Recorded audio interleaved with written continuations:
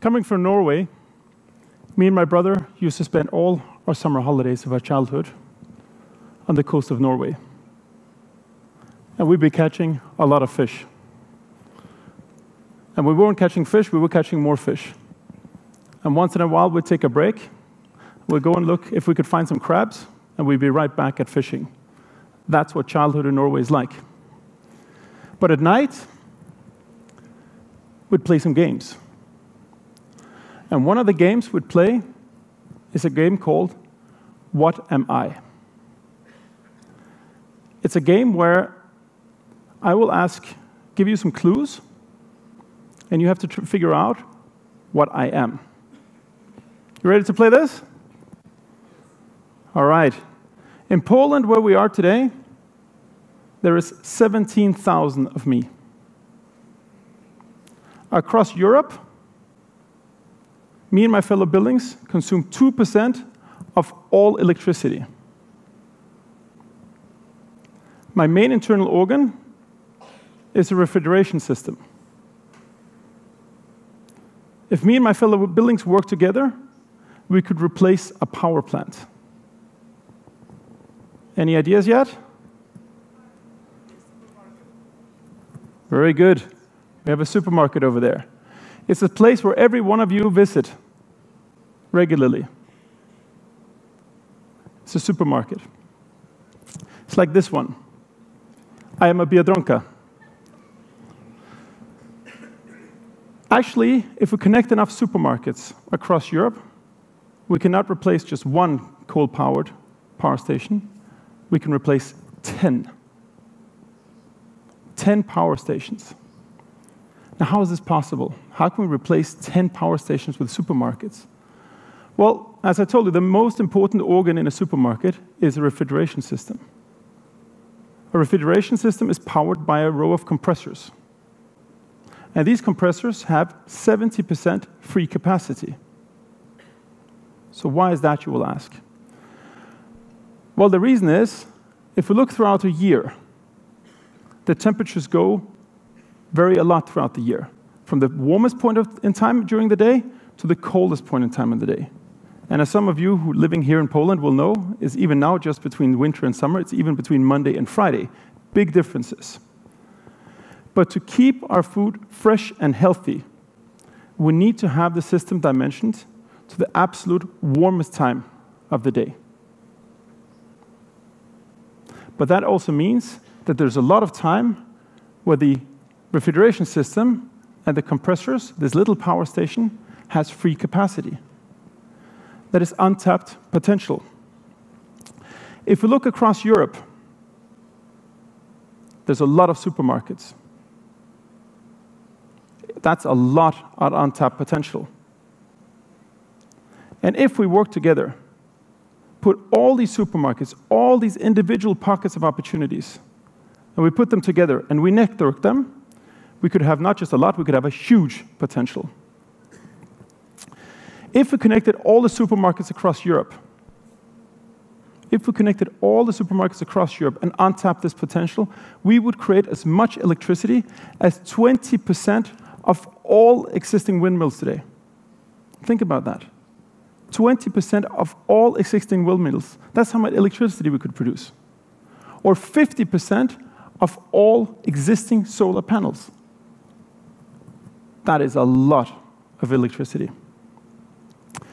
Not only could we do that, but we have another challenge, which is as we shift to more renewables, solar panels and windmills, we also experience the surge of electricity demand, the rush hour. During the day when you are awake, you need to charge your cell phone, you watch some TV, you use your laptop, you have the light turned on. You use a lot of electricity.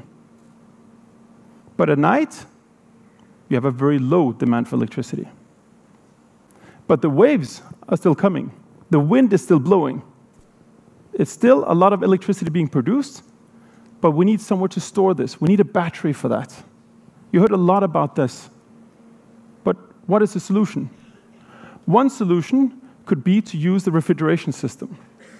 We can use the refrigerators as a thermal storage unit to capture that energy. we can, during the night, freeze the food just a little bit more. And during the day, we can release that energy back into the grid. Sounds exciting? Also sounds futuristic, right? But I'll let you in on a little secret. Firstly, we can change energy from supermarkets from being a cost to be a source of revenue. Shifting it from being a cost to something you can make money on. And secondly, we can do it today. The first supermarket of the future is already existing. It's in the city of Oldenburg in northern Germany. They have driven the supermarket to be very efficient in terms of energy consumption. They have unleashed the full potential of the refrigeration system. And lastly, they've connected this to the energy system. Starting with the big problems of the world, like climate change, you need to start small. Take the small steps. But you also need to start smart. To unleash the full potential of the supermarkets, we need to do three things. We need to make sure that every supermarket is energy efficient. We need to unleash the potential of the refrigeration system. And we need to connect the supermarkets to the electricity grid. If we do that, we'll put more money in the pockets, and we'll make the planet a better place. And you can start today by starting and sharing the secret of the refrigeration system. If we look at the energy efficiency, we'd start out looking at heating, cooling, ventilation, the lights. Probably thinking, great, what are we going to do there? But the fact is, by 2050, half of all electricity savings potential is in heating and cooling. 50% of all energy savings potential is in cooling and heating of buildings. Think about that for a second. Half. Now, probably a lot of fancy things we need to fix this, right? Well, I worked for 10 years in supermarkets in Denmark and Germany, and I can tell you some very basic things. Let me give you a couple of examples. You know, when you walk into a supermarket, you start picking your vegetables. It's a nice and comfortable temperature. You go down, you pick some cereals, and the closer you get to that area where the milk is, the colder it gets. You start to freeze. You know this? You know, sometimes you feel like you have to put a jacket on because it's that cold. When you have that feeling, when you're walking into a supermarket and you're starting to feel cold, think the following. Money flying away. Wasting money. Because what's happening is we're producing the cold and letting it fly out. A simple solution, not rocket science, is to put doors on the refrigerators. Putting doors on the refrigerators will dramatically reduce energy consumption and improve the energy efficiency. I'll give you a second example. You all came here. Many of you came by car. Imagine this, you're driving a car, you park it, you get out of the car. And there'll be this annoying sound that will let you know if you forgot to turn off the light. You know this? You know the annoying sound? Warning you. You forgot to turn off the light. What is that telling you? It's telling you, if you leave without turning off the light, the car will continue to use energy. It'll continue to use electricity. And I'm sure there's many of you, like me, who've had to learn this the hard way. You come back to the car after a few hours, excited to go home, and nothing happens. No more electricity. What if we were to install small sensors on the lids of the freezers? You've probably seen it as well, right? You have a kid coming into the supermarket. He's been told by his parents, you can take an ice cream. He's so excited. He rushes in, opens the lids, take an ice cream, off he is. The lid stays open. If we had a small sensor on this door, it could notify the personnel working in the store. It says, listen, there's a door to a freezer being open. We are wasting money. We are not being energy efficient.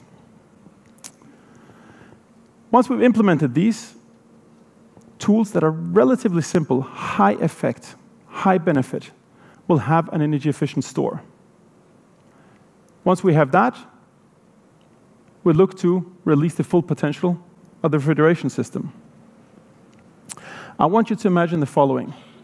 It's a winter day. Overnight, we had 0.5 meter of snow come.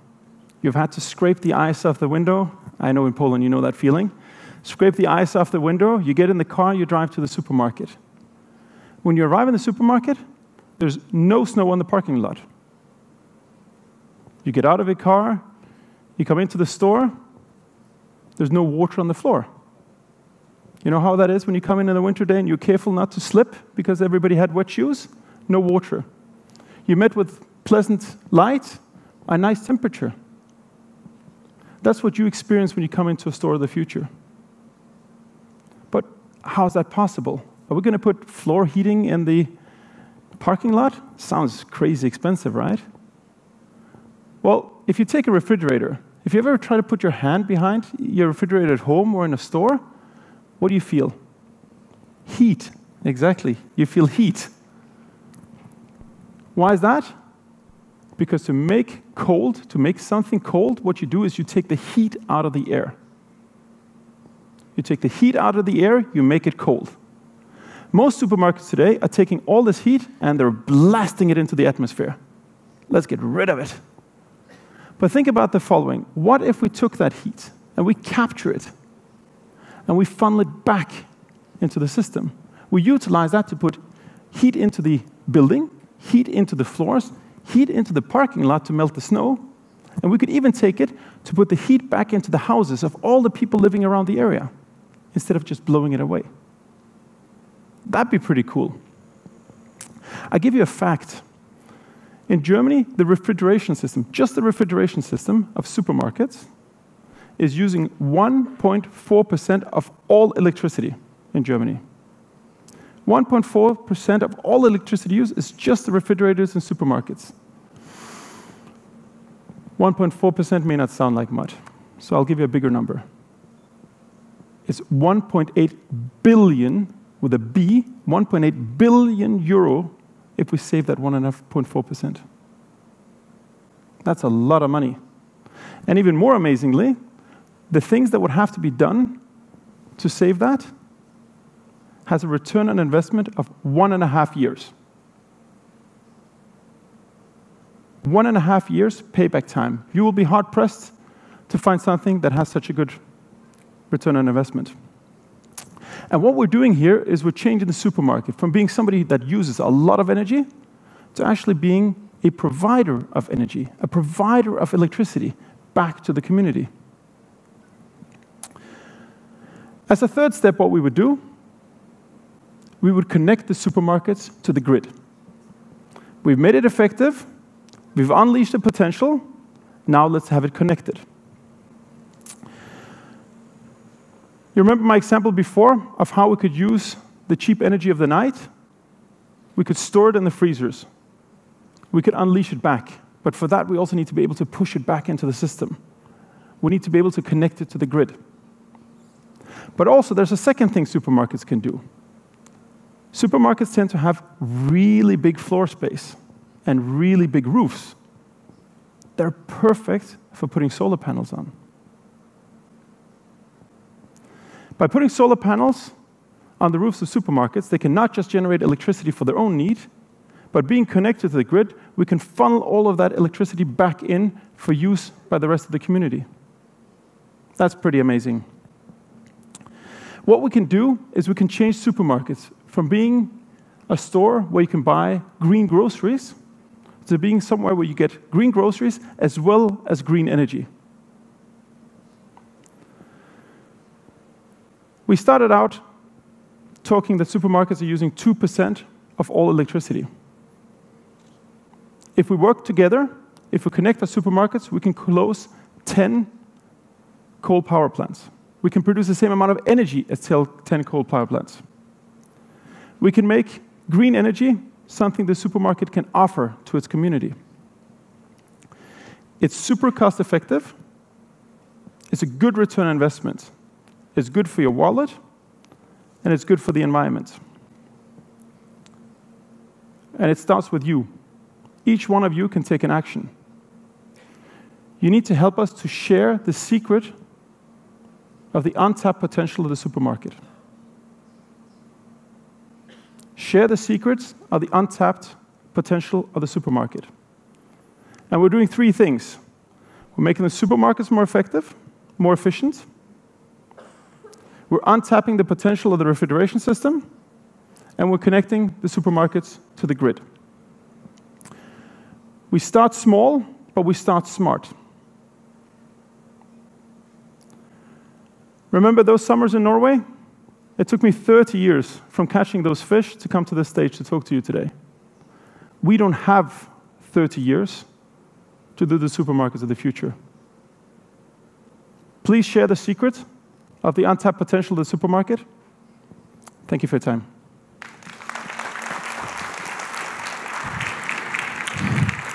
Don't go away. Don't get away that easy. You travel a long way.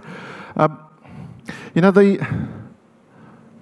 amount of inertia that exists out there in business, in people's minds, when it comes to thinking about changing these sort of paradigms shifts, is huge. But yet you've just shown us very practical examples of it works, it makes money, it's good for everybody. Yep. How easy or difficult are you finding it right now, today, to convince customers that actually that's the way to go? Well, I think there's a couple of things. I think most supermarkets realize the potential, but it sometimes challenges to choose where you start and where you finish. And it's sometimes difficult to choose which task you do first. I think that's the first thing. So we need to make it very practical and easy for them to do, because these ideas sounds big. I mean, getting the connection, replacing the power plants. But it's very small, smart steps we need to do along the way. So I think we can get them energized and get them understand where the vision is, and then help them get the small steps. But I think there's a second challenge to that, which is many supermarkets understand what they can do, but they may not have the cash available to do those investments, even if it's not big ones. Because in the last many years, supermarkets have been pressured a lot on the margins. So we may have to look at new business models, new ways to do that, to help them unleash the potential. The new models of financing. New models of financing, probably. I mean, there'll be a mix of different things, but certainly new models of financing. Because many of the beneficiaries of the supermarkets will be not just a supermarket, it'll be all of us. All the communities living around the supermarket that could have cheaper energy, cheaper heating, cheaper electricity. So we need to work together as a community to help the supermarkets unleash the potential for all of us. You're doing this on a global scale. How are you finding the cultural differences in terms of selling this as an idea?